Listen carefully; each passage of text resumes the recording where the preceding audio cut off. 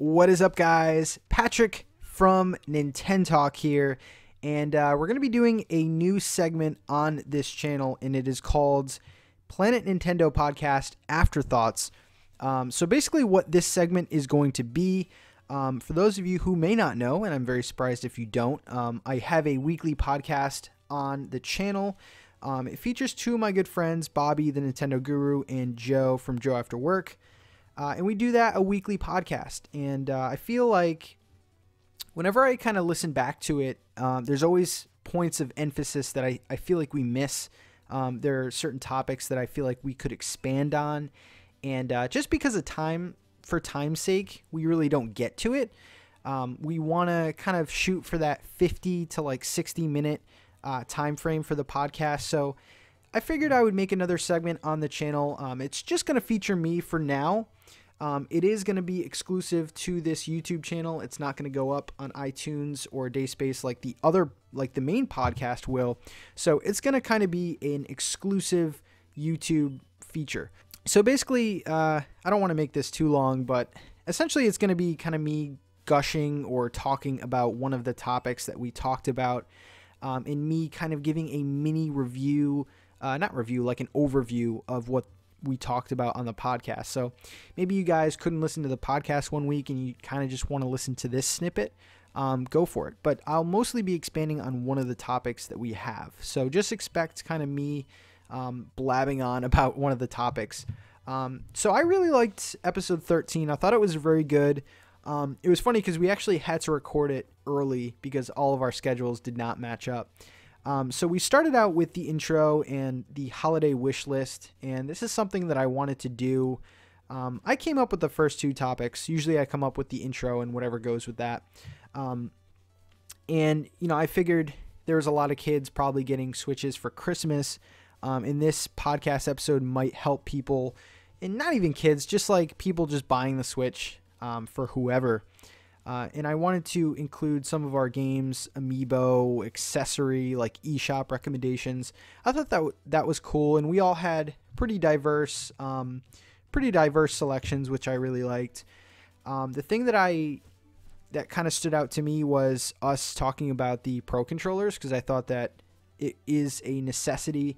And then I think it was Bobby who brought up SD cards. So like definitely, guys, if you're getting a Switch for the first time, you're going to want some SD cards, especially if you plan to buy the games digitally. So the next topic, actually the first topic really, was best Christmas gaming memories. We had a lot of good stories there. I won't expand on any, but we each talked about different parts of our lives. And it's kind of cool because we're all different ages. So we all had different experiences and different consoles that we were talking about. Like I talked about the Wii, getting it in 2006, and Bobby kind of talked about getting like the SNES, and then like Joe talked about getting the Genesis. So I thought that was a really cool dynamic within the group. So that was really cool.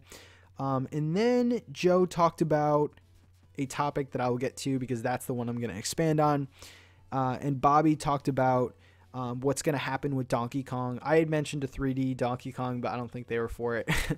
But I just, with Yooka-Laylee coming out and seeing kind of the Rare, the people that worked with Rare, it just made me think immediately of DK64, which actually isn't even a game that I enjoy, but with the absence of Donkey Kong lately, I don't know. That just popped into my mind when we were recording. I don't know if it was because it was 8 a.m. in the morning, but whatever.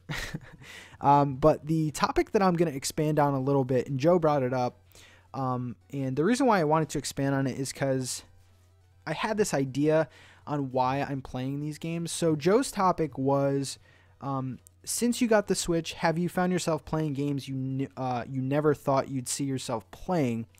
And immediately, I think I said like puzzle games, which is very true. I've always kind of played puzzle games, but the Switch is kind of perfect for it because of the whole, the hybrid nature of it.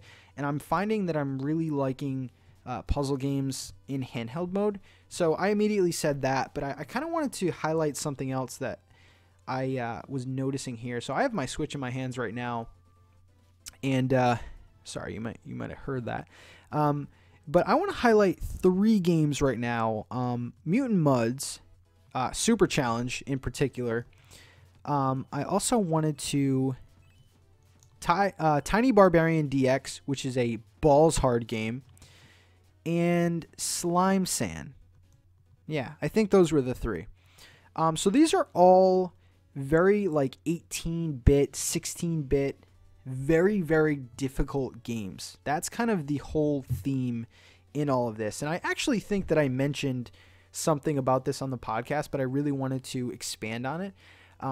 So I find myself playing these three games in particular. All three of these games, guys, are super, super hard. Like, I'm not even saying like, oh, it's difficult, it's probably going to take you a couple tries. No, I stopped playing these games just because the level of difficulty. And Tiny Barbarian DX, I actually got a review copy for, and the game was so hard, and I had to write a written review. So I was like, Jesus Christ, like, how am I gonna beat this? And I actually didn't beat it. I ended up playing like 3/4 of it. But overall, I kind of got the gist of the game, and no end game content really would have changed my mind about the review. Slime Sand, oddly enough, was another review copy, and that game is balls hard. And then Mutant Mud Super Challenge, which is honestly one of the toughest games that I've played in probably the last like 5 years. It's disgustingly difficult. But with all that being said, I really wanted to expand on the topic of, is this why I like so many of the eShop games? I think that the level of difficulty in modern games, and I've been saying this for a while now, is really, really low, like drastically low, to the point where these big, expansive games, Zelda and Mario, be it I never really had problems with 3D Mario. Like, there's always some stages or levels that are like, oh god, this is crazy, but I've never had problems with 3D Mario, so I can kind of, push that to the side. But Zelda games kind of give me problems. Breath of the Wild did not give me any problems. There was one boss, I think it was like Thunderblight Ganon, something like that. He gave me problems because I'm not good at the timing, the parry attacks and stuff like that. So that game did give me challenge, but that was it. Like, I felt like the Lynels and almost the white bokoblins were tougher than Ganon, which, I don't know. It shouldn't be the case in a game like that. Mario Rabbids was a little challenging for me just because I'm not really familiar with that genre of games. And ARMS is 1v1, so the level of difficulty depends on who you're playing. But I don't know, guys. Like, modern games, I feel like, are really easy. And I mean, the games that I listed, Slime Sand, Tiny Barbarian, they're newer games, but they play on older games. Like, older style of games had precise platforming. You didn't have a lot of health. Once you died, you had to go to the beginning of the level. Legend of Zelda, you can just pause the game and heal. I mean, that's nothing new. I mean, that's in a lot of games. But I feel like the level of difficulty is why I'm gravitating so much towards the indie scene. And, when Joe came up with that topic, I immediately went to indie games, but I really didn't expand on why I felt that way. And to play some of these AAA and even like third-party games that are, to me, they're really easy, and I don't even consider myself like a hardcore, like I can do anything type of gamer. But I just feel like it's kind of a breath of fresh air, even though they're playing on like 8-bit, 16-bit, which kind of feels outdated. But the level of difficulty is what keeps me interested in these games. So I feel like, I don't know about you guys, if you want to comment below and tell me if difficulty plays a part in you enjoying games or not. For me, when I'm playing games, my perfect level of difficulty is when I feel like I'm slowly progressing. Not I'm doing okay and then randomly spike up and I'm God and I can defeat anything in the game. I think that a slow and steady improvement in your character or in your skills or arts or whatever game you're playing is a lot more rewarding than unlocking everything and being like the best. So I think that these old style platforming games, and I'll put these games in the description if you didn't hear me like 5 times. But I really do recommend these games because they are really, really challenging. And as good as a gamer as you think you are, You play some of these retro-inspired games, and they really put you into perspective. So that was the first episode of Afterthoughts, guys. I hope you really like this segment. Let me know down below if you like these little segments. I will be doing these for as long as I see fit. So this was all about episode 13 of the Planet Nintendo podcast. If you want to check out those guys that are on there, their channels are in the description, and the full podcast is in the description below. Thank you guys again, and I will talk to you soon. See ya.